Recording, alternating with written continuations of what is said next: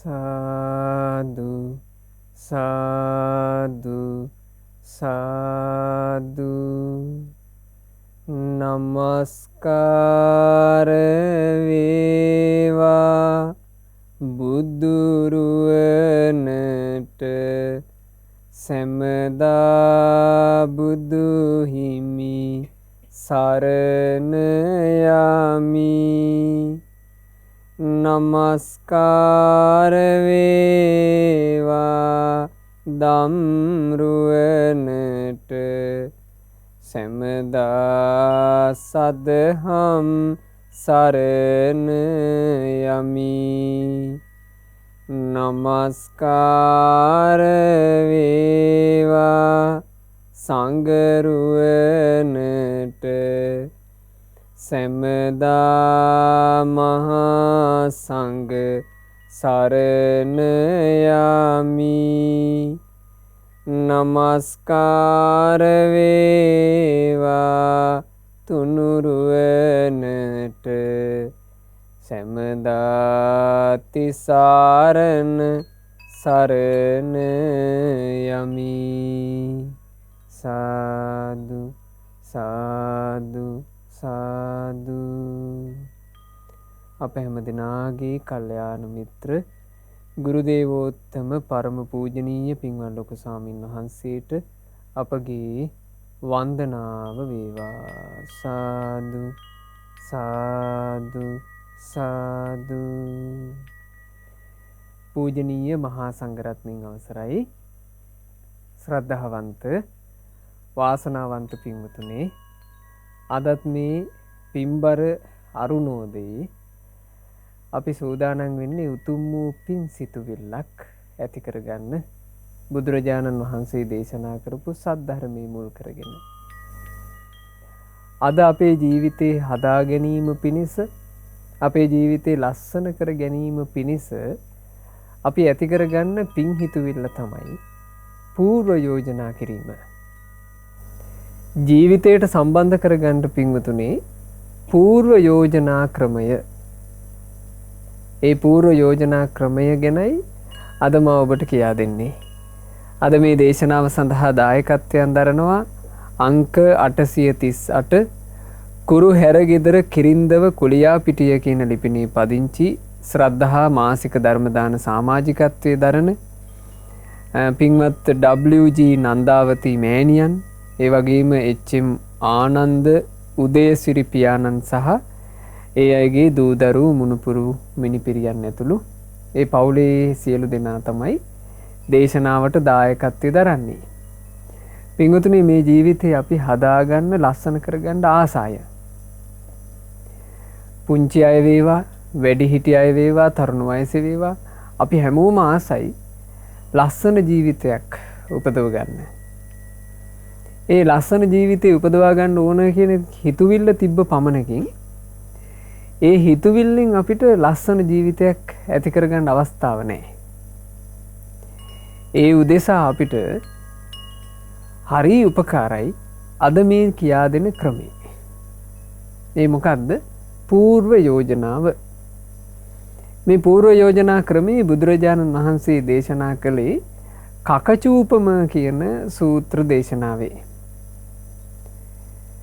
මෝලිය පග්ගුණ කියලා භික්ෂුන් වහන්සේ නමක් හිටියා ඒ කාලේ. ඒ භික්ෂුන් වහන්සේට හරියට කේන්ති යනවා. ඉක්මනට තරහ යනවා. තරහ ගියපු ගමන් ඒ ස්වාමීන් වහන්සේ එක දිගට වචන කියනවා. දැන් අද වුණත් පින්වතුනේ එහෙම නැද්ද?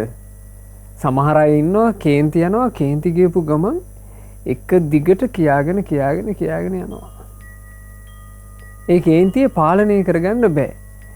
දැන් මේ මෝලිය පග්ගුණ කියන ස්වාමීන් වහන්සේ ආසයි කේන්තිය පාලනය කරගන්න. කැමති තරහ ගන්නේ නැතුව ඉන්න. තමන්ගේ අඩුපාඩුව හදාගන්න මේ ආසාවක් තිබුණාට ඒකට ක්‍රමේ තේරෙන්නේ නැහැ. ඔබට උනත් ජීවිතේ තියෙන්න පුළුවන් ඔබ දැක්ක අඩුපාඩු. මං ළඟ මේ අඩුපාඩුව තියෙනවා කියලා ඔබ දැක්ක දේවල් ඇති. හදාගන්න ආසාවත් ඔබට ඇති. හැබැයි හදාගන්න විදිහ තේරෙන්නේ නැතුව ඇති. ජීවිතේ ඕනම දෙයක් උදෙසා අපි ගමන් කරනකොට අපිට අපේ ජීවිතයේ අඩුපාඩු දොස් පේන්න ගන්නවා. අනේ මට මේ දුර්වලතාවය තිබ්බේ නැත්තම් ඕන තරම් අපිට හිතෙනවා. අනේ මං ගාව මේ ප්‍රශ්නේ තිබ්බේ නැත්තම් අපිට එහෙම හිතෙනවා. අපි ආස කරනවා ඒක නැති කරගන්න තියෙනවා නම් හොඳයි කියලා. ඇතැමුන්ට කේන්ති යනවා, ඇතැමුන්ට ඊරිසියා හිතෙනවා, ඇතැමුන්ට තව කෙනෙක් ලස්සනට පිළිවෙලකට ඉන්නකොට ඒකට සතුටු වෙන්න බෑ. එහෙම එක එක දුර්වලතා අපේ ළඟ තියෙන්න පුළුවන්. ඒ දුර්වලතා හදාගන්න ආසාවත් පිංගතුල්ලාට තියෙන්න පුළුවන්. හැබැයි ආසාව වූ පරියට ඔන්න හදාගන්න බැරුව ඉන්නවා. අන්න එහෙම අයට හරි ප්‍රයෝජනයි මේ පූර්ව යෝජනා ක්‍රමය. බුදුරජාණන් වහන්සේ අර මෝලිය පග්ගුණ කියන භික්ෂුන් වහන්සේට වදාලා, පින්වත් පග්ගුණ, කවුරුන් හෝ ඔබ ඉදිරියේම ඔබට දොස් කිව්වොත්, පග්ගුණ කවුරු හරි ඔබට මූණට බයිනවා, ඔබ ඉස්සරහාම ඔබට බැනගෙන යනවා. තත්‍රාපිතේ පග්ගුණ ඒවං සික්ඛිතබ්බං. එතකොට පග්ගුණ ඔබ මෙහෙම හික්මෙන්ට නචේව මේ චිත්තං විපරිණතං භවිස්සති. මං මගේ හිත වෙනස් කරගන්නේ. නච පාපිකං වාචං නිච්චාරෙසාමි. මම නම් මේ වෙලාවේ ඒ කෙනා මොන වචන කිව්වත්, ඒ කෙනා මොන නරක වචන කිව්වත් මං නරක වචනයක් පිට කරන්නේ. හිතානුකම්පීච විහෙරිස්සාමි. මම මේ හිතේ අනුකම්පාව, දයාව කියන උතුම් ගුණය පුරවාගෙනම මං ඉන්නවා. මෙත්ත චිත්තු මෛත්‍රියෙන් ඉන්නවා. නදෝසන්තරෝ මං කිපෙන්නේ. ඒවං හිතේ පග්ගුණ සික්ඛිතබ්බන්ති. පග්ගුණ ඔබ ඕන් ওই විදිහට තමයි හික්මෙන්න ඕන. ආන්න පූර්ව යෝජනාව.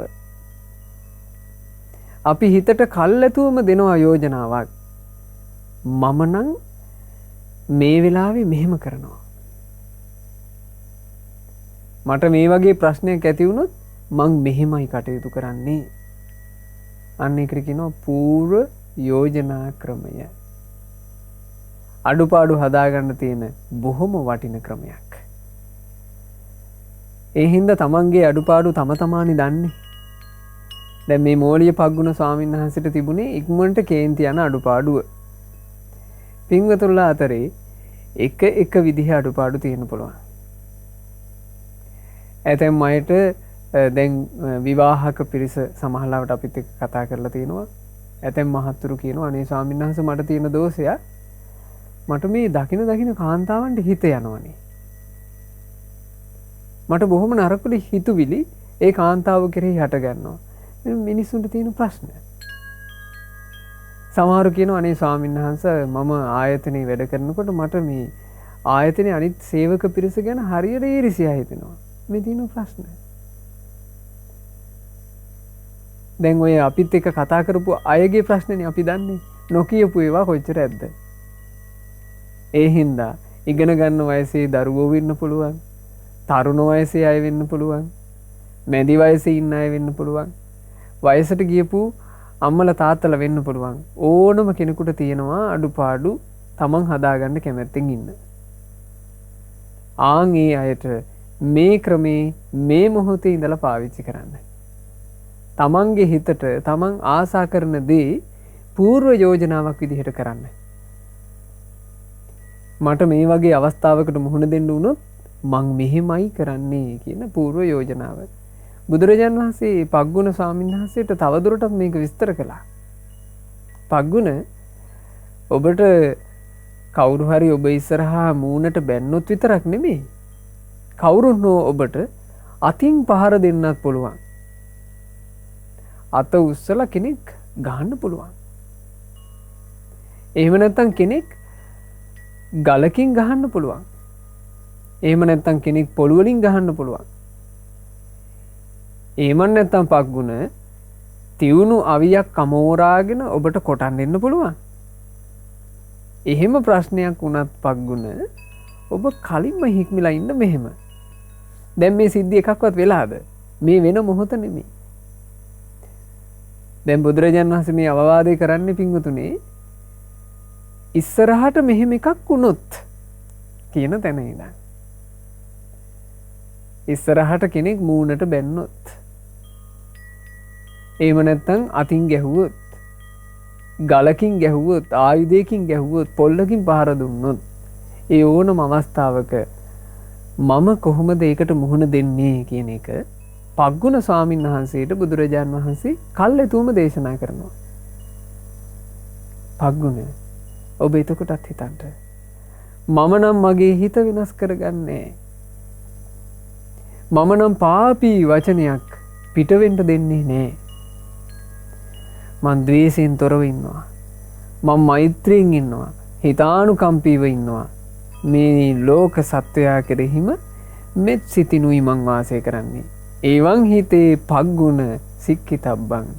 පග්ගුණේ ඕන් ඔය විදිහට ඔබ හික්මෙන්ට. අපේ ජීවිතයට අපි සම්බන්ධ කරගන්න දක්ෂ වුණොත් මේ සුපිම්බර අරුණෝදේම මේන්න මේ හිතවිල්ල. පූර්ව යෝජනා කර කර මං මගේ ජීවිතේ හදාගන්නවා කියන හිතවිල්ලට ඔබට එන්න පුළුවන් නම් පින්වතුනි ඔබේ ජීවිතේ ලස්සන වෙන්න පටන් ගනී. ඔබේ ජීවිතේ එතකොට ඔබට ඉස්සරහට මේ ජීවිතේ උදා වෙන දවස්වල හැම අරුණෝදයක් ගැනම කියන්න පුළුවන් වෙයි සුපිම්බර අරුණෝදයක් කියලා. ඒ හින්දා තමන්ගේ ජීවිතේට අද මේ කියා දෙන අවවාදේ හොඳට සම්බන්ධ කරගන්න. තමන්ගේ අඩුපාඩු හොඳට දකින්න. දැකපු අඩුපාඩුව හදාගන්නවා කියන යෝජනාව මේ හිතට කල් ඇතුවම ඔබ කරලා තියන්න.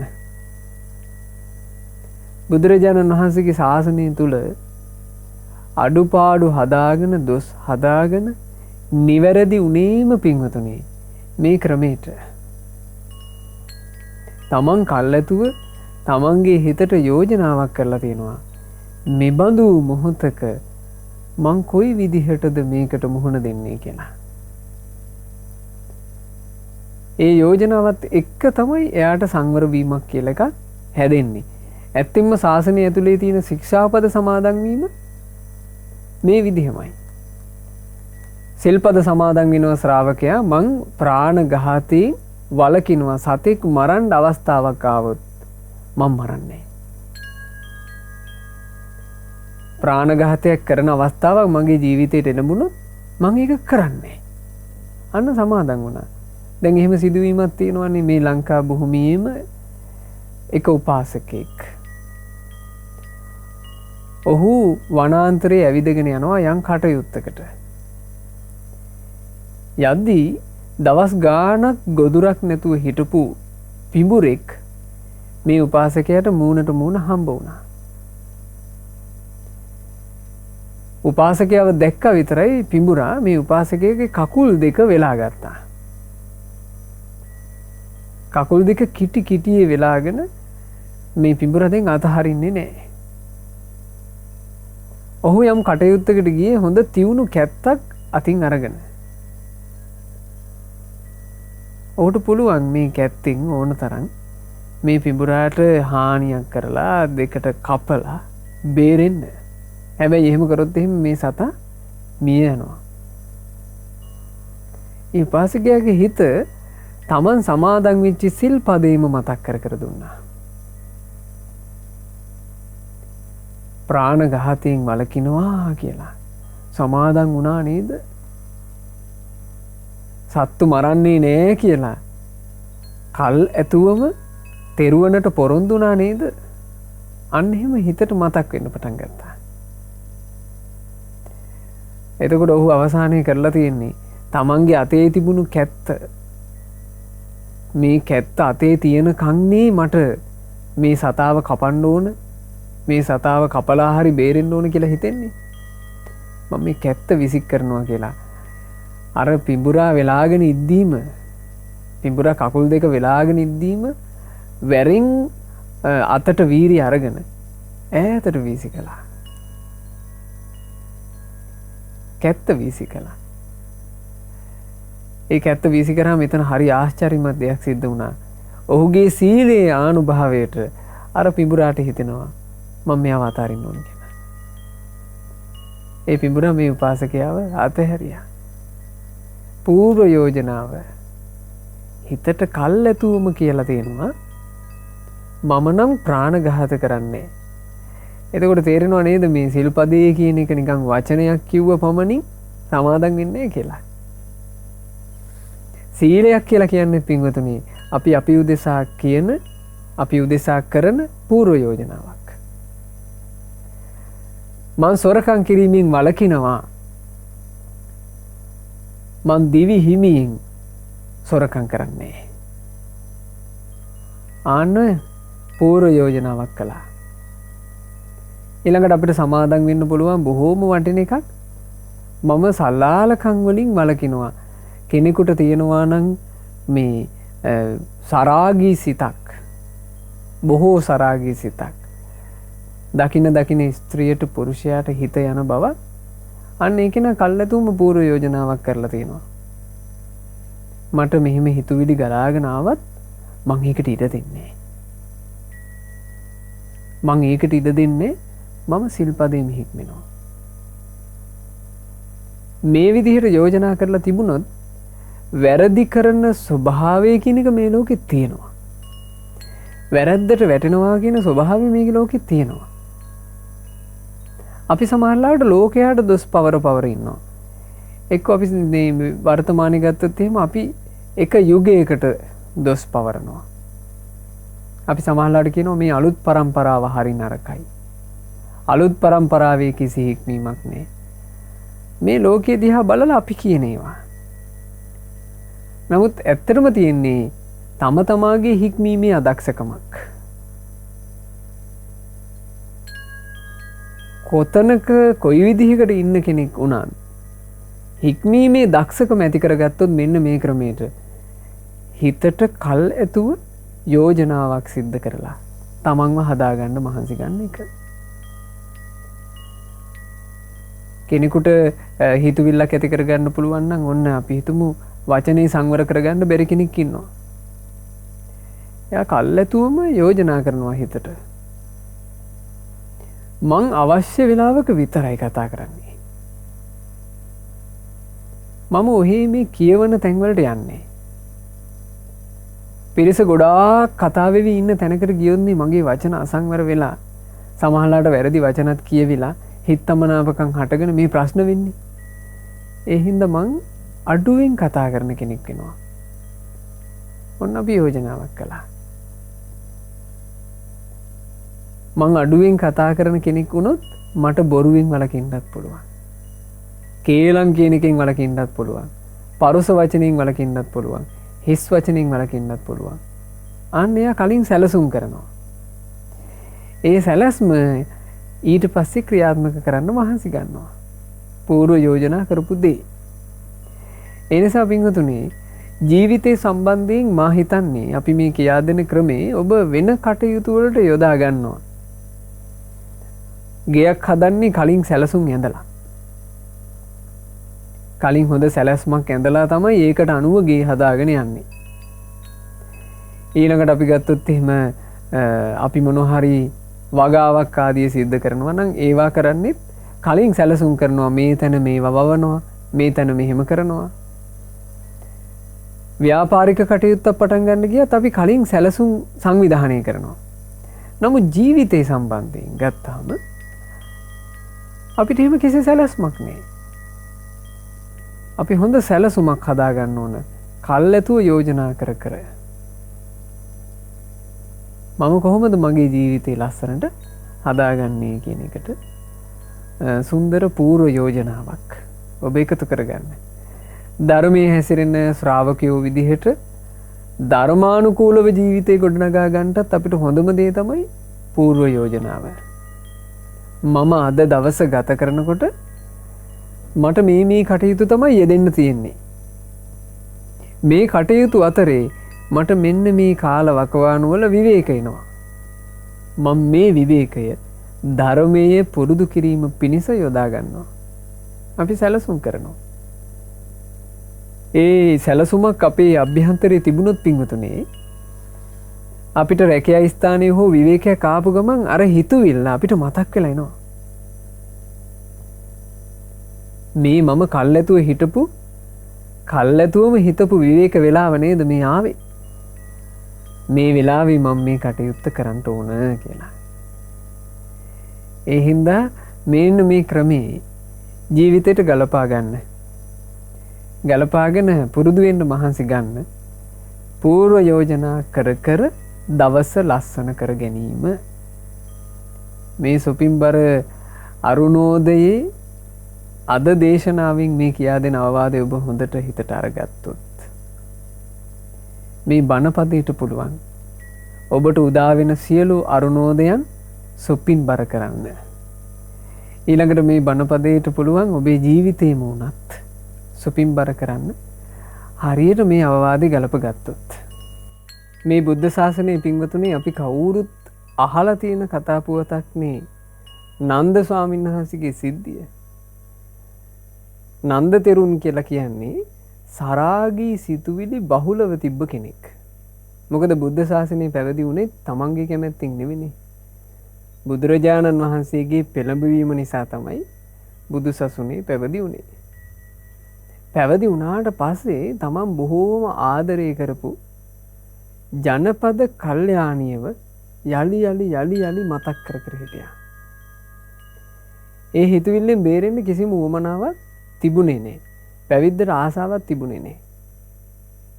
ජනපද කල්යාණී කියන බොහොම හැඩකාර ස්ත්‍රිය ගැන සරාගී සිතුවිලි හිත තමයි වාසය කළේ.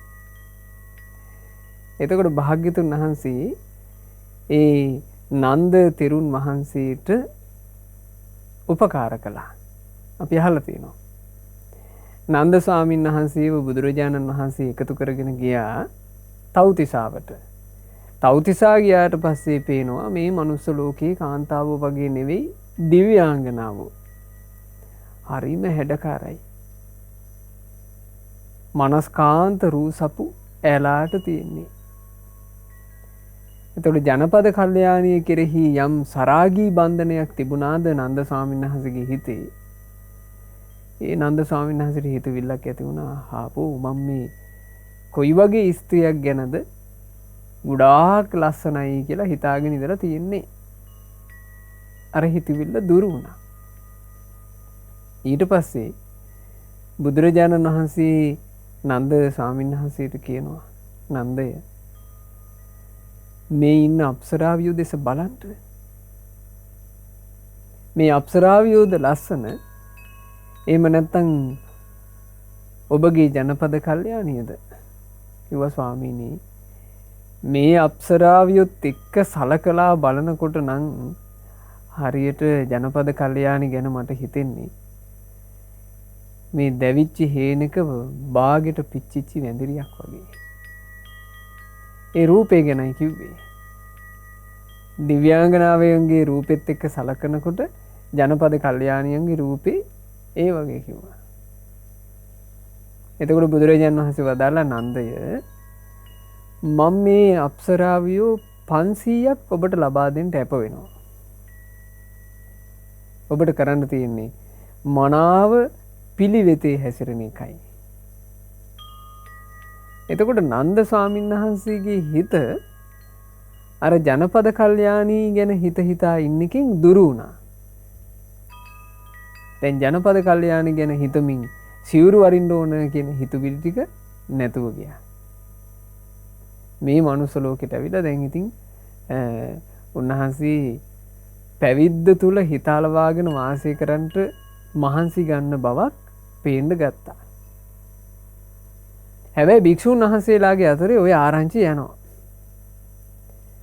ওই ආරංචි ගියාට පස්සේ සාරිපුත්ත මහරහතන් වහන්සේ, මහා මොග්ගල්ලාන මහරහතන් වහන්සේ, අපේ ආනන්ද ස්වාමීන් වහන්සේ ආදී උතුම් මහා සංගරුවන මේ නන්ද ස්වාමීන් වහන්සේට නොයෙක් වචන කියන්න පටන් ගත්තා.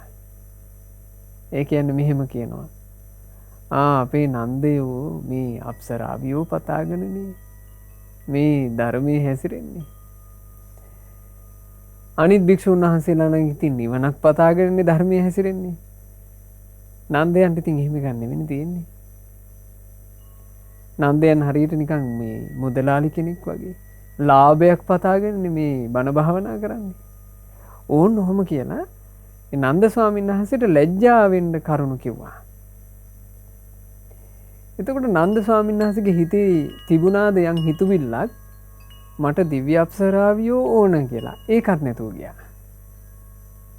දැන් නන්ද ස්වාමීන් වහන්සේට ඕනේ මේකෙන් නිදහස් වෙන්න. ඒ නිදහස් වීම උදෙසා බුදුරජාණන් වහන්සේගේ ධර්මයේ හැසිරෙන්න භාග්‍යතුන් වහන්සේ ළඟට ගිහිල්ලා අවවාද ලබා ගත්තා. බුදුරජාණන් වහන්සේ එකින් එක අවවාද කරනකොට ඉන්ද්‍රිය සංවර කරගන්න කියලා අවවාදයක් කළා. ඉන්ද්‍රිය සංවර කරගන්නවා කියලා කියන්නේ පින්වතුනි ඇහෙන් රූපයක් දැකලා ඒ ඇහෙන් දැක්ක රූපේ නිසා තමන්ව ඇවිස්සෙන්න දෙන්නේ නැහැ කියන එක. නන්ද ස්වාමීන් වහන්සේ ඉන්ද්‍රිය සංවර කරන්න පටන් ගන්න කොටයි තේරෙන්න ගත්තේ මේක කොච්චර අමාරුද කියලා. අන්න ඒ වෙලාවේ නන්ද ස්වාමීන් වහන්සේ තමන්ගේම හිතට පූර්ව යෝජනාවක් කළා. ප්‍රබල පූර්ව යෝජනාවක්. උතුරු දිශාව බලන්ට පෙර උන්වහන්සේ කලින්ම හිතට යෝජනාවක් කරනවා කියනවා. මේ උතුරු දිශාවේ තියෙන යම් රූපයක් නිසා ඒ රූපේ හේතු කරගෙන මාව අසංවර වෙන්න මං ඉඩ තියන්නේ. දකුණු දිශාව බලනකොට හිතනවා කියනවා දකුණු දිශාවෙන් පේන යම් රූපයක් නිසා මාව අසංවර වෙන්න මං ඉඩ තියන්නේ. අන්න යෝජනා කළා. ඒ යෝජනාවෙන් යුක්තව තමයි උන්වහන්සේ හැම දිශාවක්ම බැලුවේ. මේ බුද්ධ ශාසනයේ ඉන්ද්‍රියන්ගේ දොරටු වැසූ භික්ෂූන් අතර අග්‍ර භික්ෂුව පුදුම ඉන්ද්‍රිය සංවරයක් තිබුණා. එතකොට මේ ඉන්ද්‍රිය සංවරය හදාගත්තේ කොහොමද? පූර්ව යෝජනාවන් සිදු කරලා. ඒ නිසා පින්වතුනි සම්බුද්ධ ශාසනයක් මුණ ගැහිච්ච මේ ජීවිතේ අපි මේ සංසාර ගමනට වැටිච්ච ගමනින් නිදහස් කරගන්නවා නම් ඒ උදෙසාත් අපිට ගොඩාක් උපකාරී වෙන එකක් තමයි ඕන්න ඔය පූර්ව යෝජනාව. මේ බුද්ධ ශාසනය තුළ සම්පූර්ණයෙන්ම තියෙන්නේ පූර්ව යෝජනා කර කර සංවර කර ගැනීම.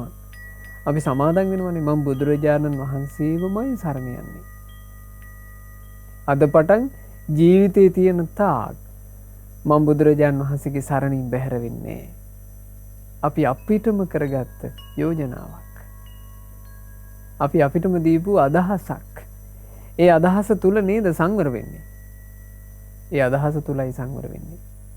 ඉතින් ඔබට පුළුවන් ඔබේ ජීවිතේ මේ දවසින් දවස දියුණු කර ගැනීම උදෙසා ඔන්න ඔය පූර්ව යෝජනා කර කර වාසය කරන්න. හැම උදෑසනකම පින්වතුනි හැම උදෑසනකම කටයුතු ආරම්භ කරන්න පෙර ඔබ තමන්ට මේ යෝජනාව කරන්න. අපි හිතමු ඉගෙන ගන්න වයසේ දුවෙකුට පුතෙකුට කරන්න පුළුවන් තමන්ගේ අධ්‍යාපන කටයුතු වල දියුණුව පිණිස පවතින පූර්ව යෝජනා. ඉගෙන ගන්න දරුවෙක් නොමග යන යම් කරුණු ඕනේ තරම් තියෙනවා. ඒවා අඳුනගත්ත දුවෙකුට හරි පුතෙකුට හරි ඒ දුර්වලකම් දුරු කරගන්න කල්ැතුම හිතන්න පුළුවන්. මම මේ නරක යාළුවෝ ඇසුරු කරන්නේ.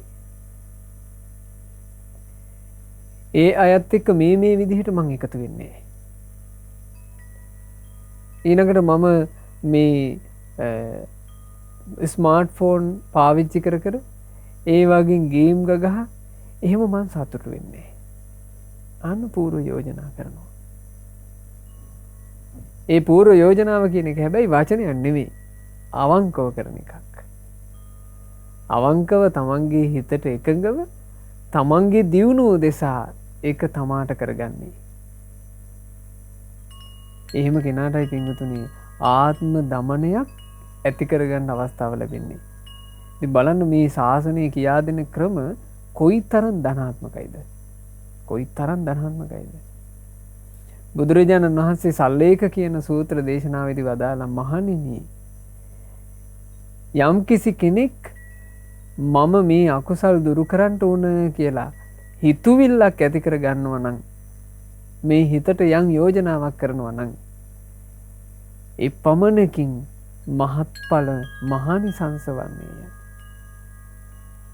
මම නම් සතුන් මරන්නේ කියන හිතුවිල්ලත් මහත්ඵලයි. මම නම් සොරකම් කරන්නේ කියලා ඇති කරගන්න හිතුවිල්ල පූර්ව යෝජනාව මහත්ඵලයි. මම බොරු කියන්නේ කියලා ඇති කරගන්න හිතුවිල්ල මහත්ඵලයි මහානිසංසයි. ඒ හිතුවිල්ලේ එහෙම ප්‍රබලතාවයක් තියෙනවා. ඒ නිසා මේ හිතක් ඇති කර ගැනීම එහෙමත් නැත්තම් පූර්ව යෝජනා කිරීම කියන එක තම තමන්ගේ ජීවිතවලට හොඳට සම්බන්ධ කරගන්න බුද්ධ ශාසනය ඇතුළේ මේ උදෙසා උදාහරණ කියන්න ගත්තොත් එහෙම කෙලවරක් නැතුව කියන්න පුළුවන්. ඇතැම් භික්ෂුන් වහන්සේලා හරි පුදුම සහගතයි ඒ කටයුතු සිද්ධ කරපු හැටි. අපේ සාරිපුත්ත මහරහතන් වහන්සේ සමීපයේ පැවිදි වුණා එක දුගී දුප්පත් හිඟා කන කොළු පැටියෙක්. මෙයා පාරේ හිඟා කමින් ඉද්දී සාරිපුත්ත මහරහතන් වහන්සේ පිණ්ඩපාතේ වැඩම කරනවා. සාරිපුත්ත මහරහතන් වහන්සේව දැක්ක ගමන් මේ දරු පැටියාට ආස හිතුණා. මොකද උන්වහන්සේ ඇහැල මලේ පාට හරීම කරුණාවන්තයි. දැක්කහම හිත පහදිනවා. මේ හිඟන දරුවා සාරිපුත්ත මහරහතන් වහන්සේ දිහාම බලාගෙන සාරිපුත්ත මහරහතන් වහන්සේගේ පස්සෙන් ආවා. ඉතින් ඒක පාරේ පාළු තැනකදී සාරිපුත්ත මහරහතන් වහන්සේ මේ දරුවගෙන් අහනවා පුතේ ඔයා කැමති නැද්ද මහාන වෙන්න? මේ මම වගේ සිවුරක් පොරවගෙන මහාන වෙන්න ඔයා ආස නැද්ද? එතකොට අර හිඟා කන හිඟන කොළු පැටියා කියනවා අනේ ස්වාමීනි මං වගේ එකෙක් කොහොමද මහාන වෙන්නේ? මට කොයින්ද මහානකමක්? කිව්වයි පුතේ මං ඉන්නේ. මම ඔයාව පැවිදි කරන්න. අනේ කැමති වුණා. දැන් පැවිදි වෙන්න එකතු කරගෙන යනවා. පැවිදි වෙන්න එකතු කරගෙන යනකොට මේ කොළුවා මෙහෙම වැඩක් කළා. ඔය යන පාරේ අතරමඟේ තිබුණා පින්වතුනි ලොකු ගහක බෙනයක්. ඔය ගස් බෙනේ ඇතුළට තමන් ඒ වෙනකල් කාගෙන් හරි මොනවා හරි ඉල්ලගෙන ඒ ලැබිච්ච දෙයක් කන තැටියක් තිබුණා. ඒ තැටිය මේ ගස් බෙනේ ඇතුළට දැම්මා. ඊළඟට බල්ලෝ එහෙම එනකොට එලවන්න පාවිච්චි කරන කෝට්ටක් තිබුණා. මේ කෝටුවත් ඒක ඇතුළට දැම්මා. ඔය මොනවා හරි හම්බ වෙන එකක් දාගන්න පොඩි මලු කෑල්ලක් තිබුණා. ඔය මලු කෑල්ලත් ඒක ඇතුළට දැම්මා. දාලා තමයි සාරිපුත්ත මහරහතන් වහන්සේත් එක්ක විහාරයට ගියේ. සාරිපුත්ත මහරහතන් වහන්සේ මෙයාව පැවිදි කළා. දැන් ඉතින් සිවුරු පොරවගෙන උතුම් ස්වාමීන් වහන්සේ නමක් විදිහට ධර්මයක් ඉගෙන ගනිමින් ධර්මයේ හික්මමින් ඉන්නවා. මෙහෙම වාසය කරනකොට මේ හිතක ස්වභාවය කියන්නේ බලන්න මෙච්චර සුවසේ පැවිදි ජීවිතේ ගත කරන්නට ලැබෙද්දී අර හිඟන ජීවිතේට ආය ආස හිතුණා කියන්නේ. හිඟන ජීවිතේටම යලි කැමැත්ත ඇති වෙනවා. මෙයාට හිතෙනවා මේ මහාන වෙලා ඉන්නවට වඩා මට හරි සැහැල්ලුයි ආය හිඟා කෑවනම්. එහෙම හිතෙනවා. ඒ හිතවිල්ල එනකොට මෙයා යනවා කියනවා මේ ස්වාමීන් වහන්සේ වැඩම කරනවා අර ගස්බෙනේ ළඟට. ඒ ගස්බෙනේ ළඟට ගිහිල්ලා බෙනේ ඇතුළට එබිලා බලනකොට ඇතුලේ තියෙනවා තමන් පාවිච්චි කරපු තැටිය, ඊළඟට අර කෝටුව, ඊළඟට අර බෑග් එක. ඒක දකිනකොටම තමන් ගැන මහා පිළිකුල් සහගත හැඟීමක්, තමන් ගැනම පිළිකුල් සහගත හැඟීමක් හටගන්නවා. ඔබ මේ උතුම් පැවිද්දක් ලබලා ගුණවතුන් වහන්සේලාගේ ඇසුරේ ඉන්නත් ලැබිලා ඔබට තාම මේ වගේ ලාමක හිතවිල්ලෙන් ඉන්නේ කියලා. එතකොට මේ ගහගාව ඉඳලා තමන් තමන්ට අවවාදයක් කරගන්නවා. චිකේ උඹ හිතන ලාමක හිතුවිලි. මෙච්චර උතුම් ගුරුවරයෙක් උඹට මුණ ගැහිලා සාරිපුත්ත මහරහතන් වහන්සේ කියන උතුම් ගුරුවරයා උඹට මුණ ගැහිලා උඹ හිතන ලාමක හිතුවිල්ලක හැටි. මෙච්චර ගුණ සම්පන්න වූ සඟරුවනක් ආශ්‍රය කරන්නට ලැබිලා උඹ හිතන ලාමක හිතුවිල්ලක හැටි. උඹට නින්දා වේවා. සිල් ගුණ පුරන්ට අවකාශයක් ලැබිච්චි අවස්ථාවේ උඹ මේ ලාමක හිතුවිලි හිතනවා. ওই ලාමක හිතුවිලි ආයෙ උඹ හිතන්නේ. අන්න එහෙම මේ හිතට යෝජනා කරනවා. ඒ යෝජනාව කරලා ඉතින් ওই කටයුත්තට හෝරාවක් අඩ හෝරාවක් ගත වෙනවා ඇතිනේ. ආයෙනවා. ඇවිල්ලා ඔන්න දවසක් දෙකක් තුනක් සාමාන්‍ය විදිහට ඉන්නවා. ඒ ඉඳිද්දි ආයෙමත් මතක් වෙනවා අරක. මට සිවුරු අරින්න ඕන, හිඟා කන්න ඕන කියන. එතකොට ආයෙමත් යන්නේ අර ගස්පිණි ළඟට ගිහිල්ලා තමන් තමන්ට අවවාදයක් කරගන්නවා. තමන් තමන්ටම කතා කරනවා. ඉතින් මෙහෙම නිතර අර ගස්බිණි ළඟට ගිහිල්ලා හිටගෙන ඉන්නවා. භික්ෂුන් වහන්සේලා දකින්නවනේ. එතකොට භික්ෂුන් වහන්සේලා අහලා තියෙනවා ආයුෂ්මතුනි ඔය නිතරම අර ගහ ගාවට ගිහිල්ලා ඔබ ওই ගස්බිණි ළඟට වෙලා මොකද්ද මේ කරන්නේ? එතකොට මේ ස්වාමීන් වහන්සේ කියලා තියෙනවා ඒ තමයි මගේ ආචාර්යයන් වහන්සේ. මං අවවාද ගන්නවා. ওই වචනේ කිව්වා. ඉතින් ස්වාමීන් වහන්සේලා එතකොට හා හොඳයි කියලා ඒක අතාරිනවා. පස්සේ දවස් ගානක් ගත වෙනකොට මේ ස්වාමීන් වහන්සේ ශාසනය තුල අභිවෘද්ධියටපත් වුණා. තමන්ගේ සියලු අඩුපාඩු හදාගෙන උතුම් රහතන් වහන්සේ නම බවට පත් වුණා. දැන් අරහත්ත්වයටපත් වුණාට පස්සේ අර ගහ පැත්තේ යන්නේ නැහැ. අනිත් භික්ෂුන් වහන්සේලා දන්නේ නැහැ මේ රහතන් වහන්සේ නමක් කියලා. අනිත් භික්ෂුන් අර වෙනදා පුරුද්දට මේ ස්වාමීන් වහන්සේගෙන් අහනවා ආයුෂ්මතුනි දැන් කාලෙකින් ඔබ අර ගුරුවරයාගේ අවවාද ගන්න ගියේ නෑනේ. මොකෝ දැන් ගුරුවරයා පාවෙලාද? එතකොට කිව්වනේ ආයුෂ්මතුනි ගුරුවරයාගෙන් යම් අවවාදයක් අරගෙන හික්මෙන්න ඕනද? මං ඒ හික්මීම අවසන් කළා. ඉතින් එතකොට ওই කතාව බුදුරජාණන් වහන්සේ ළඟටම ගියා. ඒ වෙලාවේ තමයි ප්‍රකට වුණේ මේ වැඩ ඉන්නේ රහතන් වහන්සේ නමක් කියලා.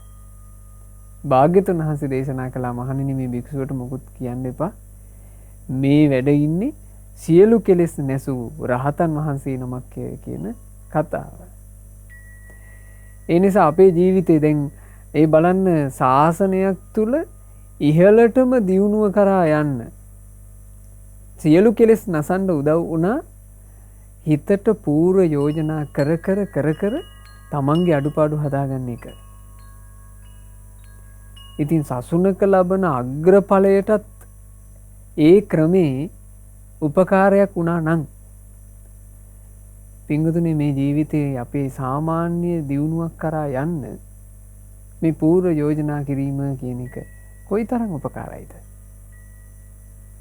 එනිසා හොඳට මේ කියපු කාරණේ ඔබ තේරුම් අරගෙන ඔබේ අඩුපාඩු ඔබ ගාව තියෙන යම් දුර්වලතා ඒ හැම එකක් ඉස්සරහම තමන්ම තමාට පූර්ව යෝජනා කරන්න. මම මගේ මේ අඩුපාඩුව මේ විදිහට හදා ගන්නවා. ඒ පූර්ව යෝජනාව කරලා තියෙද්දි මෙහෙම බලාපොරොත්තු වෙන්න එපා. අද පූර්ව යෝජනා කරොත් එහෙම හෙට ඉඳලා ඔක්කොම හරියයි. එහෙම බලාපොරොත්තු වෙන්න එපා. එහෙම වෙන්නේ නැහැ. අපි පූර්ව යෝජනා කරලා තියෙද්දි අපට අත්පසු වීම වෙන්න පුළුවන්. අපි හිතමු කේන්ති යන කෙනෙක් මේ මම අද බණපදේ විදිහට කියලා දීපු මෝලිය පග්ගුණ ස්වාමීන් වහන්සේට බුදුරජාන් වහන්සේ කරපු අවවාදයම හිතට ගත්ත කියලා. මගේ ජීවිතේට මොනතරම් මේ දොස් කියන අය ආවත් මට පහර දෙන්න ආවත් මගේ මූණටම මට හිංසා කරන්න ආවත් මම නම් මගේ හිත වෙනස් කරගන්නේ මම පාපී වචනයක් කියන්නේ මම මෙත් සිතින් ඉන්නවා කියලා ඔන්න ඔබ පූර්ව යෝජනාවක් කළා කියලා හිතන්න. ඒ පූර්ව යෝජනාව අද කළා කියලා ඊළඟ මොහොතේ ඔබට සංවර වෙන්න බැරි වෙන්න පුළුවන්. මේ හිත ඒකට සූදානම් නැති වෙන්න පුළුවන්. එතකොට අපි මොකක්ද කළ යුත්තේ? යලි යලිත් පූර්ව යෝජනා කර කර තමන්ව දමනය කරගන්න මහන්සි ගන්න එක. අපි ආයෙමත් ඒකම කරන්න ඕන. මොකද මේකට වෙන කිසිම පිළියමක් නැති නිසා. ඒ නිසා මේ කියපු අවවාදේ හොඳට අරගන්න. ඒ අවවාදේ හොඳින් අරගෙන තමන්ගේ හිතුවිලි රටාව හදාගත යුත්තේ තමා විසින්මයි. නැතම් මාතා පිතා කෛරා බුදුරජාණන් වහන්සේ වදාළේ මේක මව් විසින් කරලා දෙන්නේ නැත. මේක පියා විසින් කරලා දෙන්නේද නැත. අඤ්ඤේ වාපිච්ච ඥාතකා වෙනස් ඥාතියෙක් පැමිණිලා මේ උපකාරය ඔබට කරන්නේ නැත. සම්මා පනිහිතං චිත්තං තමන්ගේ හිත තමා විසින්ම යහපත් කරගත යුත්තේය. තමන්ගේ දියුණු උදෙසා වුමනා කරන හිතුවිල්ල තමාම උපදවාගත යුත්තේය. තමන්ගේ දියුණු උදෙසා කරන පූර්ව යෝජනාව තමන්ම තමන්ගේ හිතට කළ යුත්තේය. එහෙම කරොත් එහෙම සෙය්‍ය සෝනං තතෝ කරේ.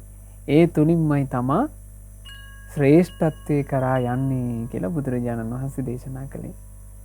ඒ හින්දා තමන්ම තමන්ට කතා කරලා තමන්ම තමා උදෙසා පූර්ව යෝජනා කිරීම කියන කාරණේ අද ඉඳන් මේ මොහොතේ ඉඳන් පටන් ගන්න. ඔබට පුළුවන් බොහෝම ලස්සන ජීවිතයක් ටික ටික ගොඩනගා ගන්න. හරියට මනා සැලසුමකට නිවසක් හැදුවොත් අපි කලින් සැකැස්ම ඇඳලා නිවසක් හැදුවොත් ඒ නිවස අපි සැලසුම් කරගත විදිහටම අපිට හදාගන්න පුළුවන්. කල් ඇතුවම ඔන්න හොඳ මේ ලස්සන සැලැස්මකට අපි නිවස ඇඳ ගන්නවා. ඒ ඇඳපු ක්‍රමයට භූමිය සකස් කරගෙන අපි නිවස ගොඩනගනවා. අපි සැලසුම් කරපු විදිහටම නිවස එන්නේ නැද්ද? සැලසුම් කරපු විදිහටම හැදෙනවා. ඊළඟට අපි හිතමු දරුවෙක් පාඩම් වැඩ කරනකොට අධ්‍යාපන කටයුතු කරනකොට එයා මූලික සැකැස්මකට ඒක කරගෙන යනවා. ඒ සැකැස්ම වරද්දන්නේ නැතුව කරගෙන ගියොත් අධ්‍යාපනය තුළ සාර්ථකත්වයක් කරා යන්න පුළුවන්. ව්‍යාපාර ආරම්භ කරනකොට කලින් සැකසුම් සකස් කරනවා. ඒ සැලැස්මට වැඩේ කරගෙන ගියාම බලාපොරොත්තු වෙන ලාභ ආදී ඔක්කොම ලබන්න පුළුවන්.